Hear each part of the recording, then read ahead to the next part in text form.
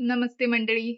केतकीत kitchen मराठीमध्ये तुम्हा सर्वांचं पुन्हा एकदा स्वागत आहे. आणि आज फ्रायडे आहे, मुलं घरी आहेत. आता माझे मिस्टर पण येतील ऑफिसवरून. त्यामुळे क्विक आमची अशी छोटीशी पार्टी आहे आज संध्याकाळी. मग आज आपण रेसिपी जी बघणार आहोत, ती एकदम पटकन होईल अशी आणि स्पेशली मी ती आज एअर फ्रायरमध्ये करणार आहे. तर आपली रेसिपी आहे एअर फ्रायरमधले चिकन लॉलीपॉप. चला तर मग सुरुवात करूया.